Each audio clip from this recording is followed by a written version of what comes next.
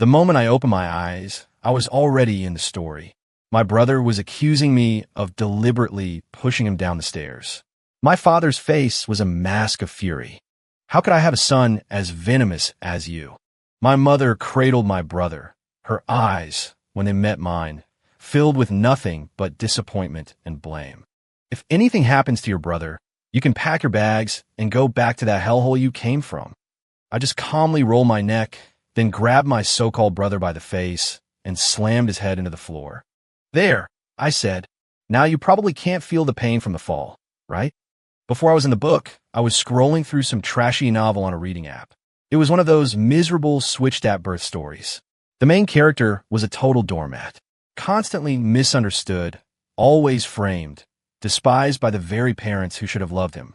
In the end, he gets his kidney forcibly donated and takes the fall for a crime he didn't commit. It was like he'd offended God himself. His life was just one long train wreck. I was so angry I could spit. So what if the guy didn't have a voice? Didn't he have hands and feet? It pissed me off. But of course, I'm a glutton for punishment. I actually finished the whole damn thing. I was so worked up I jumped out of bed and ran through a set of military-style calisthenics just to burn off the rage. As I finished, a wave of dizziness washed over me. My brain felt like it had been force-fed a data dump the size of a planet. I nearly collapsed. When my head cleared, I realized what had happened. I'd been sucked into the book. I had become the novel's pathetic main character.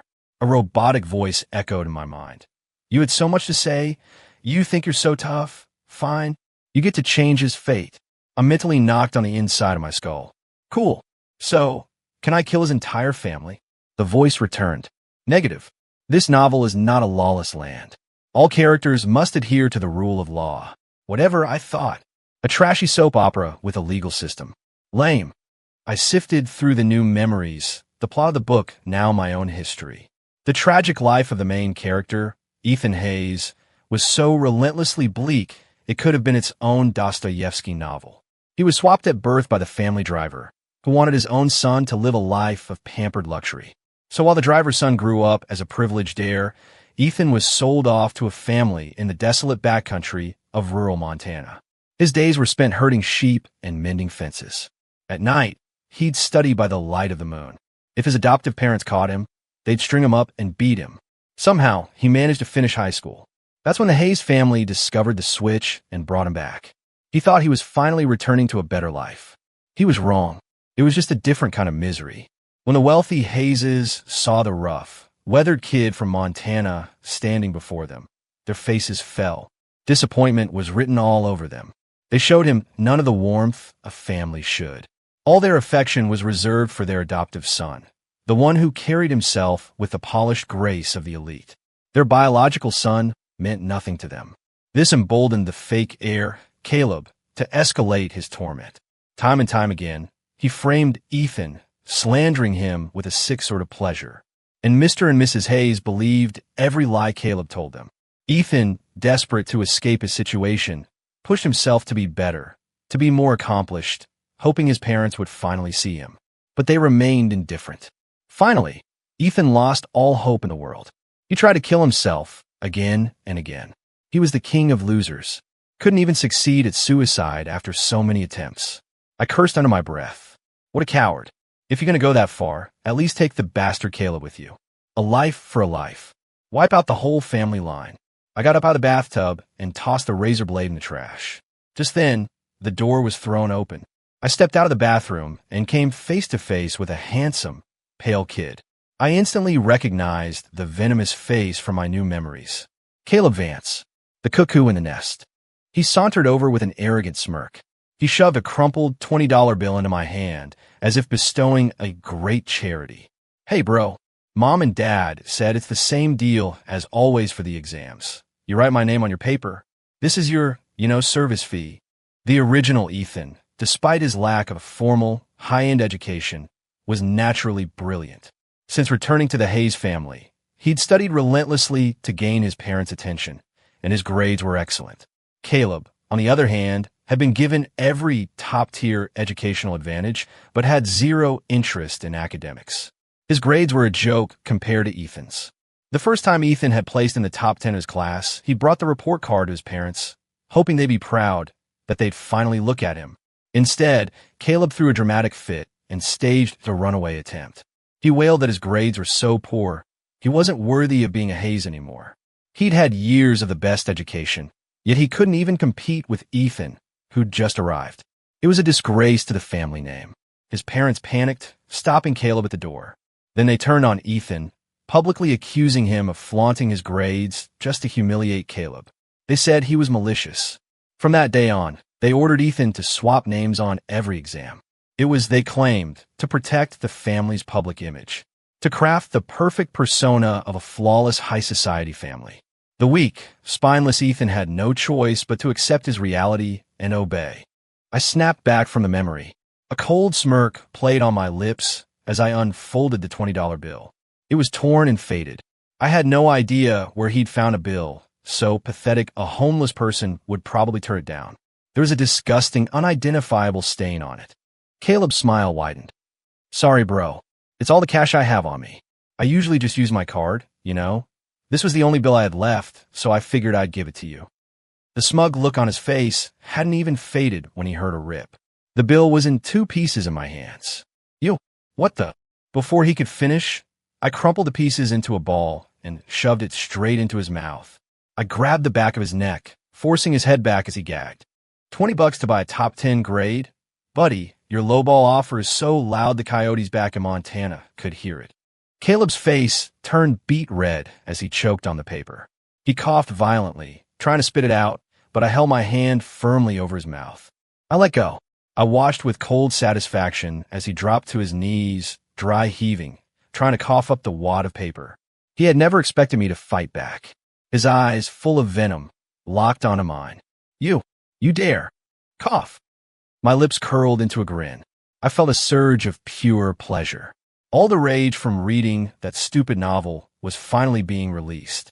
I lifted my foot and pressed it lightly onto his back. A little pressure was all it took to make him sprawl flat on the floor. His face met the expensive hardwood with a smack. You what? Who the hell gave you permission to speak? He struggled to get up, but my foot pinned him helplessly. Ethan Hayes, get off me. I'll tell Mom and Dad. I swear to God, he roared, his voice muffled by the paper still in his throat. I pressed down harder. Let's talk. And remember to spit out my $20 first. After all, it was a gift from you. With that, I straightened my clothes, lifted my foot off his back, and stretched my neck as I walked out of the room. As I left, I could hear Caleb's ragged coughs and curses behind me. It was giving me a headache, so I did him the favor of closing the door. For a supposed heir to a fortune, the original Ethan was practically malnourished. I shook my head at the skinny frame staring back at me in the mirror. In the years since he'd been back, I doubt Ethan had eaten more than a few square meals. His face was pale, his wrists as thin as twigs. Nope, can't let the revolutionary machine break down. Ignoring the shocked stare of the housekeeper, Maria, who was arranging flowers in the living room, I walked to the wine cabinet and grabbed a bottle of what looked like some top-shelf red. I popped the cork and took a long pull straight from the bottle. The rich, smooth liquid slid down my throat, bursting with notes of dark fruit and oak. You had to hand it to the rich. They drank well. Maria's face went white, her eyes a mix of panic and disdain. And Mr. Ethan, sir, that's your father's prize. What do I need to report to you before drinking my own family's wine? I swirled the bottle. Or are you the one calling the shots in this house now? Maria fell silent, not daring to say another word. I wandered into the kitchen. After rummaging through the Sub-Zero fridge, I pulled out some prime ingredients and cooked myself a quick lunch. Then, right in front of Maria, I devoured a massive ribeye steak, roasted asparagus, and a couple of fried eggs until the plate was clean. The feeling of a full stomach was a long-lost friend. I let out a sigh of pure contentment. I put down my fork and knife just in time to see Caleb, his face a dark scowl, rushing down the stairs. He saw me, open his mouth to say something, but then his eyes darted toward the front door. A flicker of cunning crossed his face.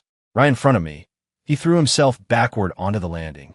An earth-shattering wail erupted from his mouth. Mr. and Mrs. Hayes had just walked in. The first thing they saw was Caleb's pathetic state on the floor. Seeing her precious son like that, Mrs. Hayes's face went pale with horror. She dropped her designer handbag and rushed to his side, gathering him, in her arms. Caleb, what happened? Are you hurt? Tell Mommy, are you badly hurt? Mr. Hayes hurried over as well, frantically checking Caleb for injuries. Are you okay, son? How did you fall? Please tell me nothing is broken. Caleb clutched his neck, his face streaked with tears and the residue of his earlier dry heaving. Dad, Mom, you have to stand up for me. He wiped his eyes, casting a fake, fearful glance in my direction. Today, I was just trying to connect with my brother. I was worried he didn't have enough spending money, so I gave him $20. I never thought. He just attacked me. He pushed me down the stairs. Maria, seeing the drama unfold, quickly retreated into the kitchen. Caleb's story grew more tragic with every word, tears flowing like a broken faucet. I was just trying to be nice to him. I don't know why he would do this to me. Maybe he was insulted by the $20. Maybe he thought taking money from a mere adoptee like me would taint his status. I'm so sorry, Mom and Dad. It's all my fault. Mr. Hayes's head snapped up, his gaze like daggers aimed at me, a vein throbbing in his temple. Ethan Hayes, you monster. How could this family have produced something as vile as you? Mrs. Hayes held the sobbing Caleb, her eyes on me, glacial and sharp, filled with disgust and disappointment. You've barely been back, and you're already tearing this family apart. If I had known you were like this, I never would have brought you here. If Caleb is seriously hurt, you can get the hell out and go back to where you came from.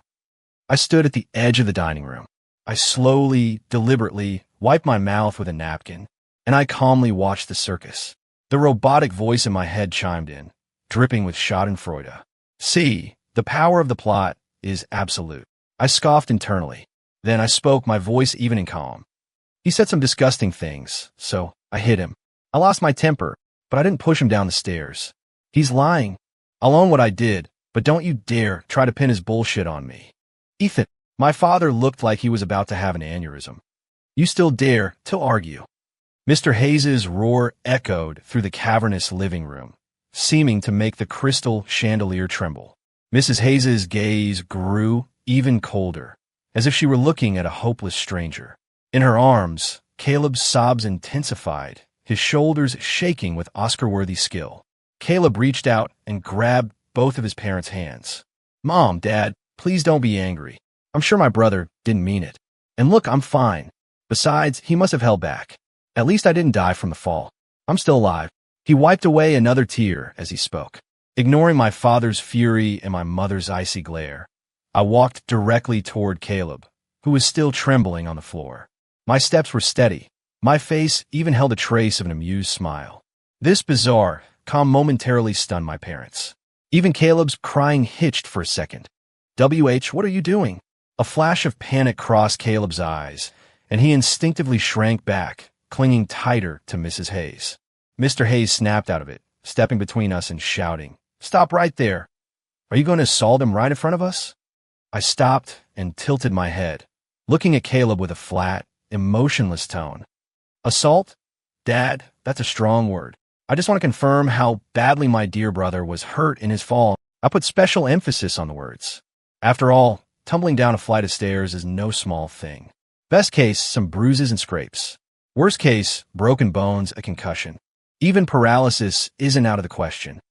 My gaze swept over Caleb's clearly uninjured limbs and his darting, evasive eyes.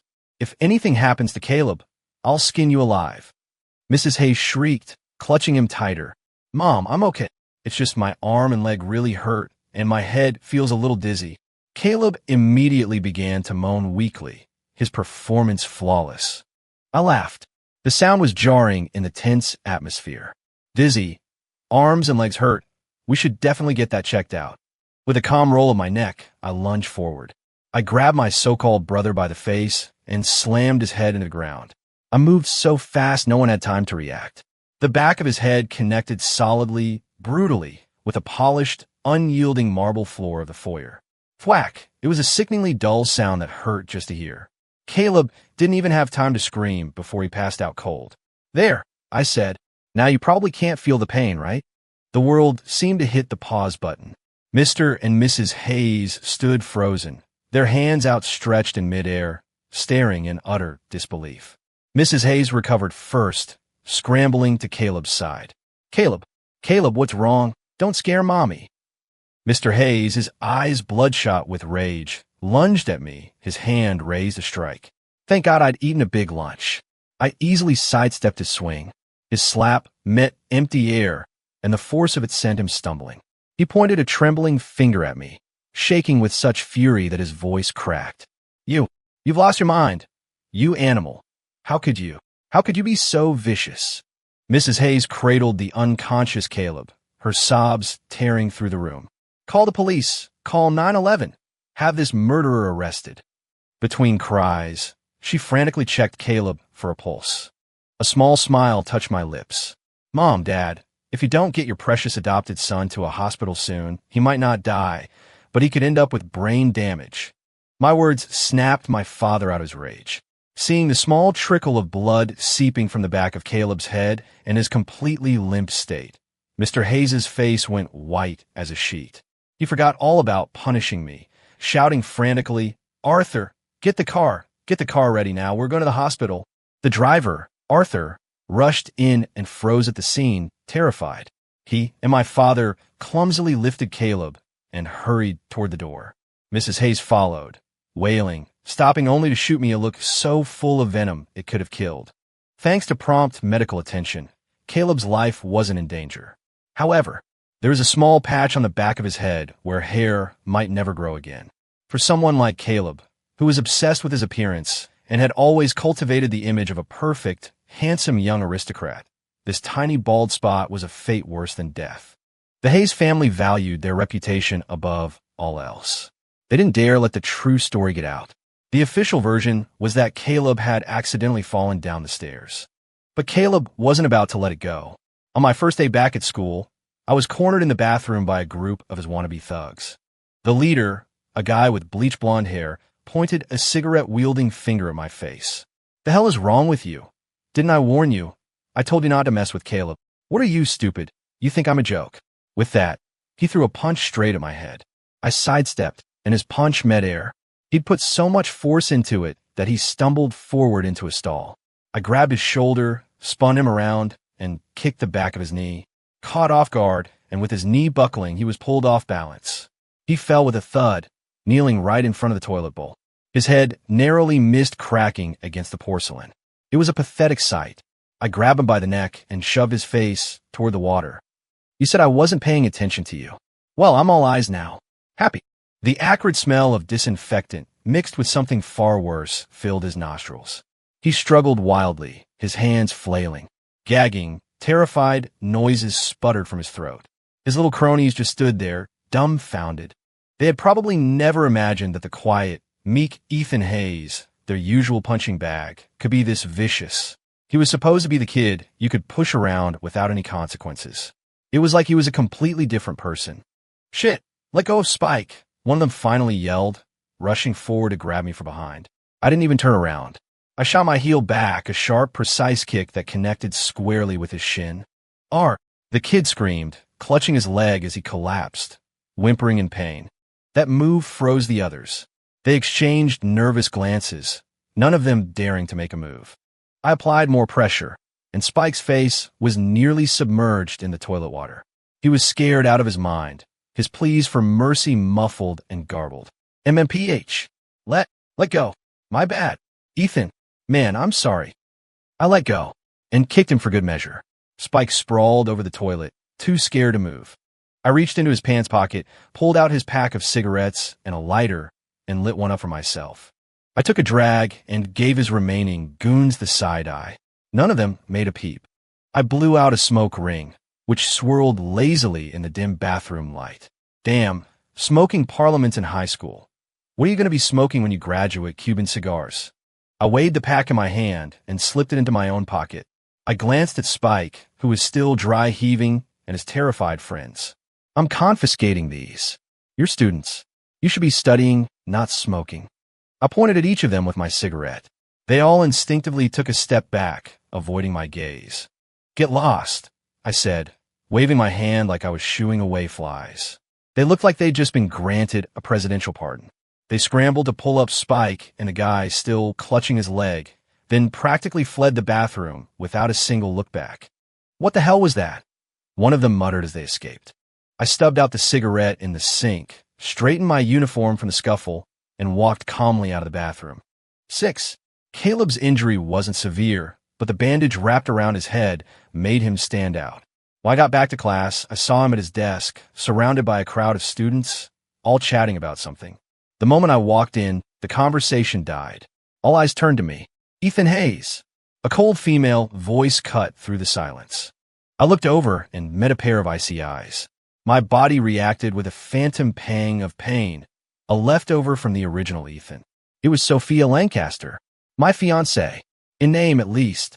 The original Ethan was hopelessly in love with her, but Sophia only had eyes for Caleb. She believed every word Caleb said, without question. She had hurt the original Ethan as much as anyone. Right now, she stood beside Caleb's desk, her expression one of pure, undisguised loathing. "You thief! You still have a nerve to show your face here." Her voice wasn't loud, but it carried through the silent classroom. "Give back the $2,000 in class funds you stole." $2,000? I raised an eyebrow but didn't move. It seemed a little head trauma wasn't going to stop Caleb from his usual games. "What class funds?" I asked calmly. Still playing dumb? Sophia stepped forward, her beautiful eyes filled with contempt. "You were the last one to leave the classroom this afternoon." Caleb had just collected $2,000 in cash and put it in the teacher's desk drawer. "If you didn't take it, who did?" Caleb chose that moment to put on a pained, fragile expression, tugging on Sophia's sleeve. "Sophia, don't." Maybe my brother was just confused, or maybe he needed it for something urgent. His words were a masterclass in fake magnanimity, effectively cementing my guilt. The gazes of the other students turned sharp and judgmental. Whispers started to ripple through the room. Of course, the kid from the sticks has sticky fingers. He's always so gloomy. You could tell he was bad news. $2,000? That's enough to get the police involved, right? I let out a short, sharp laugh. My eyes swept over Caleb's faux noble face before landing on Sophia. "Caleb told you, right? So, I'm guessing you didn't even bother to check the security footage before you decided to brand me a thief?" Sophia's expression faltered for a second. "We don't need to check. Caleb never lies. Besides, this wouldn't be the first time you've been dishonest. I'm advising you to just hand over the money quietly. For the sake of being classmates, we can let this slide. If you don't, things are going to get ugly." As she finished, she reached out to search my pockets. I sneered, and in one swift move, I spun her around and pinned her against the desk. "Miss Lancaster, I know we have an engagement, but isn't this a little intimate for a public setting?" Sophia froze, her face flushing a deep crimson. She glared at me with disgust. "What are you talking about? I have zero interest in you. I'm looking for the class funds." "Is that so?" I glanced down at my thin, summer uniform. "I think you're deliberately ignoring the security cameras because you wanted an excuse to get close to me." Pinned against the desk and hearing my words, Sophia began to tremble with rage. Her cheeks were so red it looked like they might burst. A wave of shocked gasps and whispers went through the classroom. "Ethan Hayes, let me go. We want to get close to you. Stop flattering yourself." She struggled, but the awkward angle left her powerless. 7. "All right, brother," Caleb said, clutching his head and speaking in a weak voice. "I saw you take the money with my own eyes. Just give it back, and we can pretend this never happened. There's really no need to get the security footage involved." His words grated on me, making everything about him seem 10 times more punchable. I lifted my foot and kicked him clean off his chair. There, much better. Caleb clearly hadn't expected me to attack him in front of everyone. A mixture of shock and rage filled his eyes, and they instantly welled up with tears. The classroom went dead silent.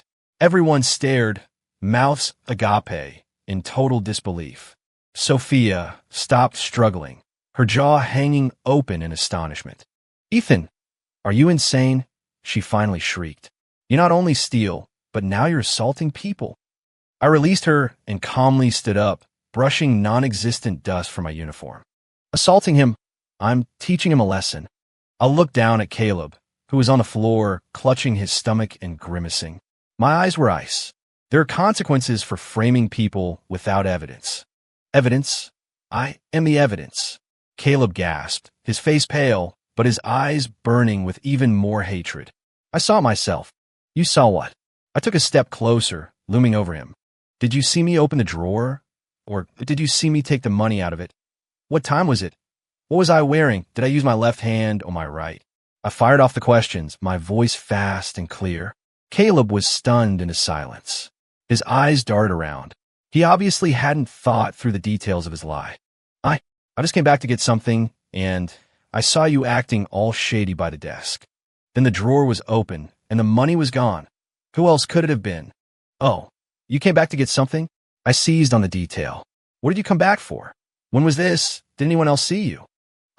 Caleb was speechless, beads of sweat forming on his forehead. Seeing him falter, Sophia immediately jumped to his defense, glaring at me. Ethan, stop trying to change the subject. Do you really think Caleb would lie when he's already been hurt so badly? It was you. Sophia, I said, my voice quiet but carrying an undeniable weight. If your brain is just a fashion accessory, I'd be happy to help you relocate it. Right now, you have two choices. Either you go check the security footage and see for yourself who's lying, or I will personally escort you both to see it. My gaze shifted from Sophia to Caleb, then settled on the security camera in the corner of the room. And a friendly reminder, slander and defamation are illegal. $2,000 is enough to file a police report. Sophia trembled with rage at my blunt words, but when I mentioned illegal, a flicker of doubt finally crossed her face. Caleb looked even worse. He struggled to his feet, his tone suddenly softening into a tearful plea. Brother, maybe I was mistaken. My head was spinning and maybe I remembered it wrong. As soon as he said that, the expressions of the students around us shifted. The ones who had been so righteous a moment ago now looked at him with suspicion. Mistaken. I sneered. The $2,000 is still missing. Your mistake doesn't solve that. We're checking the footage. My stance was firm, non-negotiable. Sophia looked at Caleb's guilty expression, then at my confident one, and finally gritted her teeth. Fine, let's check. I refuse to believe it was anyone else. She stormed out of the classroom, clearly on her way to find the dean or head straight to the security office. Caleb tried to stop her, but was too late. His face went ashen, and his fingers trembled. I leaned back against my desk, thoroughly enjoying the sight of him squirming like the cornered rat he was. It didn't take long. Our homeroom teacher, Mr. Davison, returned with Sophia, his face grim. He was holding a phone, playing a security video. Every eye in the room was fixed on it. Mr. Davison walked to the front of the class. He gave me a complicated look, then turned his gaze to Caleb. All right, the class funds have been located. Everyone, settle down. The matter is resolved. His words were like a stone dropped into a still pond, sending ripples through the classroom. The students looked at each other, confused and curious. Located? Where were they? Someone asked. Sophia's face was a mask of humiliation. She bit her lip, her eyes darting everywhere, but at me or Caleb. Caleb looked like he knew what was coming. He was paler than before, practically swaying on his feet. He took an unconscious step back. Mr. Davison took a deep breath. It seems Caleb may have misplaced the money himself and simply forgotten. Trying to avoid offending the powerful Hayes family, it was clear Mr. Davison planned to sweep the whole thing under the rug. Was he kidding? I was going to teach him a lesson about the real world. I calmly straightened my uniform and walked up to the front of the classroom, standing beside him. I looked down at Caleb from the slightly elevated position. $2,000. That's not a small amount of money. I can't believe a thief would have the audacity to frame an innocent person. What a truly despicable mind. But I guess a thief is a thief. The son of a driver steals the Hayes family identity, and that's still not enough. Now he's stealing from his classmates. Was the allowance our family gives you not enough? The Hayes family gives you $10,000 a month. What are you talking about? Caleb's face turned a sickly green as he stared at me in a panic. To protect the family's image, Caleb's true parentage had never been made public. The official story was that the Hayeses had two sons. I was the eldest, raised in the countryside for health reasons. Caleb was the younger son, raised by their side. Coupled with Mr. and Mrs. Hayes' blatant favoritism, everyone believed Caleb was the truly cherished heir. Just as I expected, my words sent a shockwave through the classroom. Did he just say Caleb isn't a real Hayes.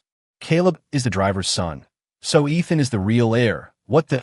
No wonder Caleb stole the class money. He's not one of them. God, that's disgusting. And he had the nerve to frame the real heir. The whole Hayes fortune belongs to Ethan.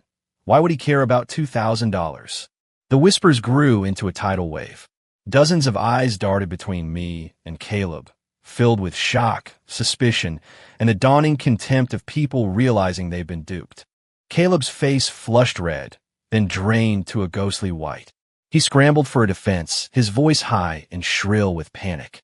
Ethan Hayes, you're lying. We're brothers. Why would you slander me like this?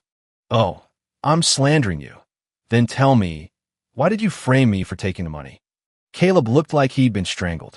All his arguments died in his throat, leaving only ragged breaths and a body that trembled uncontrollably. Mr. Davison was sweating bullets, standing awkwardly at the front, having completely lost control of the situation. He tried to intervene. Ethan, these are private family matters. There's no need to air them here. Just then, Sophia spoke up. Actually, about the money today. Caleb was just trying to play a little prank on his brother, Ethan. He didn't realize Ethan would be so sensitive about it. He overreacted, and now things have gotten awkward for everyone. I couldn't help but laugh out loud. Even now, Sophia was still defending him. True love, I guess. I calmly replied. Since it was just a joke, Caleb can probably give the money back now. Any longer, and it might start to look like actual theft. Sophia's face instantly twisted into an ugly expression. She clearly hadn't expected me to take her excuse and turn it directly back on Caleb. She opened her mouth to argue, but couldn't find the words. Caleb shot me a hateful glare, then walked over to my desk and pulled the $2,000 out of my backpack. The air in the room seemed to solidify. His movements were deliberately slow, as if trying to project an aura of, I'm just playing along with a bad joke. But the tremor in his fingertips and his ashen face gave him away. Bro, he said, forcing a smile that was more painful than a grimace. I didn't realize you couldn't take a joke. Someone from the Great Hayes family wouldn't care about a measly $2,000. Sophia quickly took the money and handed it to the teacher. After the situation finally cooled down, Sophia cornered me, her brow furrowed in anger. Ethan, how could you do that to your brother? Your family. You need to apologize to Caleb right now. I snorted with laughter. Apologize? And what gives you the right to demand that from me?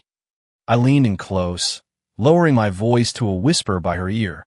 Is it your position as my fiancé? Other people might not know Caleb's story, but you do. If you keep pushing me, I have no problem telling the entire world that he's a fake, that his father was a driver and a kidnapper who's currently rotting in prison. Sophia froze, then began to tremble with rage. The Lancasters and the Hayeses were old family allies. Our grandfathers had arranged our marriage when we were children. Originally, the engagement was with Caleb, but when the Lancasters found out the truth, they demanded the agreement be honored with the true heir, me. Old man Lancaster was a man of his word. Even with Grandpa Hayes gone, he was determined to uphold the pact. Mr. and Mrs. Hayes hated it, but they couldn't defy the Lancasters. The deal was for the Hayes heir, and an imposter wouldn't do. Sophia, however, believed she and Caleb were soulmates, childhood sweethearts. She didn't care if he was a real Hayes or not. She saw the original Ethan as the villain who had ruined her love story. Fueled by Caleb's constant lies and manipulations, her dislike for Ethan had festered into pure hatred. And the original Ethan, poor bastard, had fallen for her the moment he saw her. At the end of the school day, Caleb walked past my desk and leaned down to whisper a threat. This isn't over. You just wait. I looked up at him and smiled. Oh, I won't be holding back. So please, don't disappoint me. Trying to scare me. Did he really think I was that easy to intimidate? After school, at the Hayes family penthouse, I had barely stepped through the door when a teacup shattered at my feet. Kneel! My father's thunderous roar vibrated through the living room. My mother sat on the couch, cradling Caleb, whose forehead was still bandaged. Her eyes were red and swollen from crying. She looked at me like she wanted to eat me alive. Ethan Hayes, you worthless creature, forcing your brother to apologize in front of the whole school. You've dragged our family's name through the mud. How dare you treat Caleb like that? My father was shaking with rage. Caleb immediately went into his award-winning victim routine, sobbing weakly. Dad, Mom, don't blame my brother. It's all my fault. I shouldn't have joked with him. It was all me. Listen to him. Just listen to how considerate Caleb is. He's still defending you, my mother shrieked, hugging him tighter before turning her venom on me. You cold-hearted monster. Caleb is your brother. You smashed his head open, and then you humiliated him at school. Are you trying to drive him to his death? I calmly walked around the porcelain shards on the floor and sat down on the sofa opposite them. I even poured myself a glass of water. Mom, Dad, do you even understand what happened? I took a slow sip. Your precious adopted son stole class money to frame me, and he got caught. What does that have to do with me? You wouldn't be in this mess if you hadn't hit him first, my father yelled, completely ignoring logic. And you don't air our dirty laundry in public. Couldn't you have handled this privately? Did you have to make it the talk of the entire school? His tirade was giving me a headache. I honestly wanted to take a knife and end the whole family right then and there. The memory of reading about them in the novel was still fresh, and I hated them just as much in person. But then I remembered the rule of law. Getting arrested and executed would be a major inconvenience. My mother picked up where he left off. As the older brother, you stole Caleb's fiancée, and he never held it against you. Yet you constantly attack him. You have no sense of decency or generosity. I set down my glass, tapping a finger against the crystal. Are you done? If you are, I went to my room to rest. I stood up, ignoring my father's furious, "You get back here," and my mother's shrill curses. I walked straight toward the stairs. Caleb, hiding in my mother's arms, flashed a subtle, triumphant smirk in my direction, his eyes full of provocation. Just as I set foot on the first step, my father lunged at me, trying to grab me. I dodged him easily. He pointed at me, trembling with rage. "You defiant brat. You're not going anywhere until you get on your knees, apologize to your brother, and beg for his forgiveness." My mother let go of Caleb and joined in, her voice sharp. "That's right.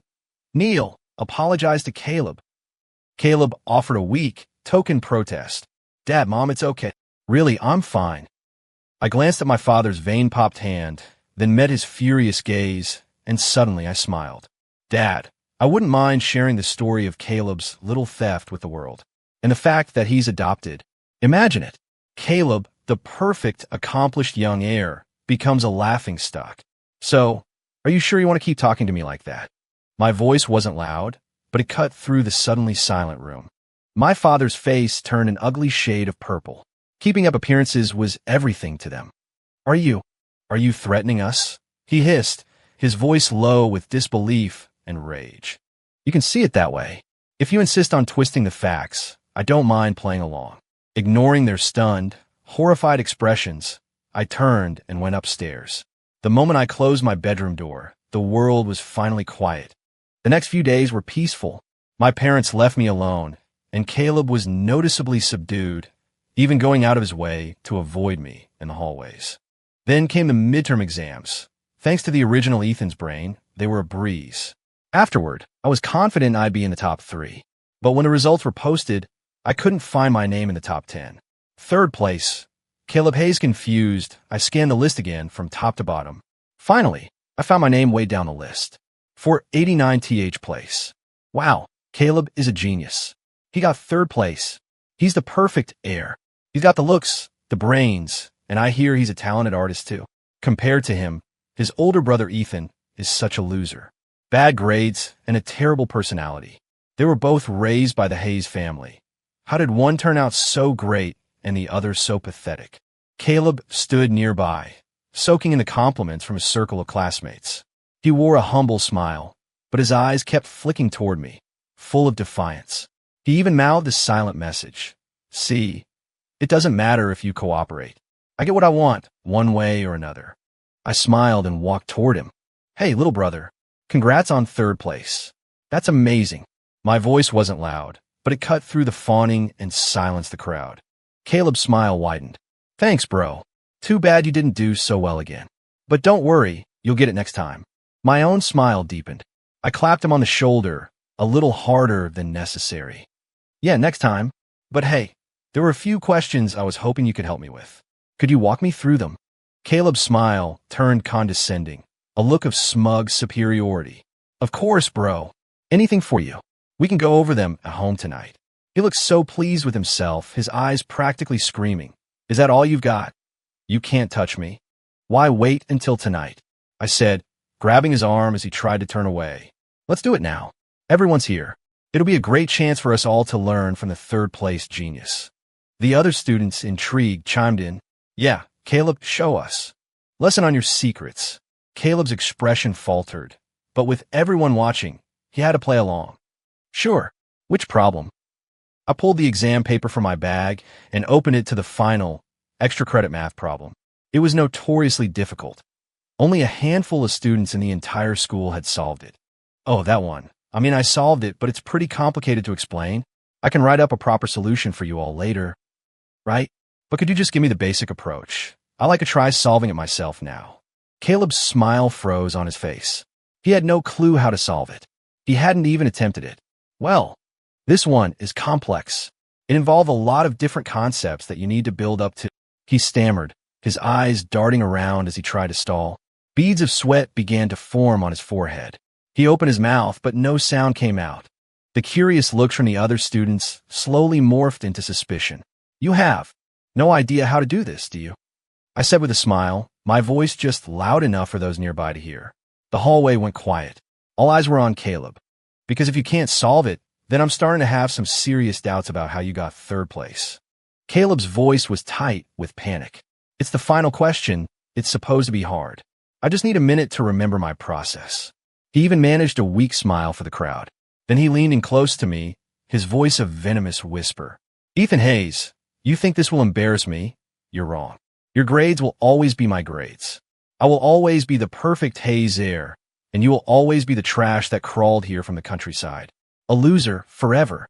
I watched his desperate attempt to maintain his composure, then raise my voice so everyone could hear. What's wrong, little brother? Is your voice shaking because you're not feeling well, or is it because you have absolutely no idea where to even begin with this problem? Sorry, bro. I'm actually not feeling great today. I'll explain it to you tomorrow, once I'm better. With that, he ignored the murmurs of the crowd and tried to push his way out. Well, this is no fun. I pulled my phone from my pocket, where it had been recording. I hit the stop button. Then I turned the screen toward the crowd and cranked the volume to max. Caleb's whispered, hate-filled words filled the hallway, crystal clear. Your grades will always be my grades. I will always be the perfect Hayes heir, and you will always be the trash that crawled here from the countryside. A loser forever. Caleb froze in horror. He lunged for the phone, but I kicked his legs out from under him, sending him sprawling to the floor. When the recording finished, the corridor was dead silent. Every single student was staring, their minds reeling. I'm sure you're all a little confused about what's going on, I said. I hit play again, letting the recording loop as I spoke. As you probably figured out, Caleb's grades are a complete sham. A real genius wouldn't forget his entire thought process for a problem, especially since the final question wasn't hard because of the method, but because of the complex calculations involved. Caleb's grades have always been mediocre at best. How did he suddenly start placing in the top 10 every single time? I held the phone up high. Because Caleb Hayes, has been stealing my results on every single exam. And his failing grades, he's been putting my name on them. The hallway erupted. Everyone's gaze fixed on Caleb like a spotlight. The admiration and envy they'd felt moments before turned to shock, disgust, and the raw anger of being deceived. Oh my God, he cheated. Caleb has been stealing Ethan's scores this whole time. That's disgusting. No wonder he lied about the class money. He acted so perfect. He's a complete fraud. Caleb sat on the floor, his face as white as a sheet. Sweat poured down his temples. The mask of polished elegance had been shattered. He started screaming, trying to deny everything. No, he faked it. He's framing me. I earned my grades myself. Ethan, you're a pathetic liar for framing me like this. Don't believe him, everyone. He's a delinquent at home, a compulsive liar. His denials were hysterical and unconvincing. The other students were pointing and whispering, the noise growing louder. It was giving me a headache. I slapped him across the face, silencing him. Then I hauled him to his feet. Sorry, little brother. Since you won't admit it, I guess we'll just have to take a little trip to the principal's office. I'm going to make sure that on Monday, You are publicly disgraced in front of the entire school. No, I'm not going. You're framing me. I'm calling Mom and Dad. They'll set this straight. He struggled wildly, pulling out his phone with a crazed look in his eyes. I let him go, then kicked him squarely in the stomach. Quiet. You're embarrassing the family. You fall apart at the first sign of trouble. You're useless. And don't bother calling them. I just send them a text. You'll see them soon enough. Caleb curled into a ball on the floor, clutching his stomach. All the color had drained from his face. He stared at me with a mixture of terror and pure, undiluted hatred. But he didn't dare scream again. The principal was a formidable man in his prime, known for his integrity, handpicked for the job by the State Board of Education. In his office, the atmosphere was heavy. After I presented all my evidence, he called in a teacher to cross-reference every exam paper under my name and Caleb's. His frown deepened with every page. The proof was undeniable. He immediately ordered the dean's office to issue a formal correction and statement clearing my name and to begin disciplinary action against the teachers involved. Caleb stood to the side, gritting his teeth. No one can touch me until my parents get here, he seethed. They'll stand up for me. They'll make you pay for this. That's enough. The principal slammed his hand on the desk, his voice sharp. Do you think we're all blind? Or do you believe the Hayes family name is so powerful it can bend the rules of my school? Just then, the office door burst open. Mrs. Hayes rushed in, out of breath. Caleb grabbed her hand like a drowning man clutching a life raft. Mom! Before he could finish, she shoved his hand away and ran to me, grabbing my arm. Quickly, you have to come with me. Your father was in a car accident. If we don't hurry, we'll be too late. I was momentarily stunned by the sudden news. Mr. Hayes in a car accident? Was that in the book? Or had my actions changed the timeline? In the original story, his hospitalization happened much later, right before they needed to harvest the main character's kidney for a transplant. I compose myself and pull my arm free. Mom, are you delirious with panic? If he's been in an accident, you should be taking him to a hospital, to a doctor. What do you need me for? Mrs. Hayes's voice was frantic. What are you saying? The blood bank is low. Your father has a rare blood type, and you're the only match. We have to go now. She reached for me again. I sidestepped her, my eyes flicking to Caleb, who looked just as stunned as I felt. A slow smile spread across my face. You still have your precious son, Caleb, don't you? Make him do it. Her face twisted into an ugly mask. She practically shrieked, Caleb, he's not his biological son. Only you can save your father. I stood my ground, not moving an inch. Not his biological son? Funny, sometimes I feel like I'm the one who isn't. After all, he gets a $10,000 monthly allowance. I get $300. He's decked out in designer clothes. I'm wearing stuff from Target. Even my good grades had to be his. I'll ask anyone here, between me and Caleb, who seems like the real son. Mrs. Hayes looked deeply uncomfortable. Ethan, listen to me. It's because you're our biological son that we've been so much stricter with you. Right now, your father's life is in danger. As his son, you have a responsibility to step up. If you save your father, I promise from now on, you and Caleb will be treated equally. Everything he has, you will have too. The principal tried to mediate. Ethan, saving a life is the most important thing. I let out a cold laugh, walked over to the sofa, and sat down, crossing my legs. I'm not against saving him, but only if you, mother, transfer all of your personal assets into my name and publicly announce the truth about my identity and Caleb's. She screamed, What is wrong with you? This is your father we're talking about. I lounged back on the principal's leather sofa, tapping my fingers on the armrest. Mom, look, Dad's on the brink of death. Time is money, as they say. All those stocks, properties, investment funds. The sooner you sign them over, the sooner Dad gets my blood. But if you delay, who knows if Dad has that much time away? I drew out the last words, savoring the way the color drained from her face. She trembled with rage, pointing a finger at me. You cold-blooded monster. That's your own father. Don't want to. Fine by me. Let him die. I stood up and started to walk out. Ethan, she cried, stopping me. Mom, don't beg him. We'll find another donor. We can't let him win. Caleb shouted, grabbing his mother's arm and glaring at me with pure hatred. Mrs. Hayes hesitated, looking down, clearly considering Caleb's words. I pulled out my phone and casually checked the time. Mom, think carefully. It's a 1 in a million blood type. Good luck finding a donor on such short notice. The hospital isn't going to wait. Finally, as if all the strength had been sucked out of her, she sagged, her voice a hoarse whisper. Fine, I agree. My father was the pillar of the family. With him out of commission, my mother was lost. Right there in the principal's office, with everyone as a witness, she signed a voluntary asset transfer agreement. All her stocks, properties, and funds are now legally mine. She also wrote a formal statement for the press, revealing Caleb's true parentage to the world. Feeling immensely satisfied, I was the first to walk out of the principal's office. Time to go give some blood.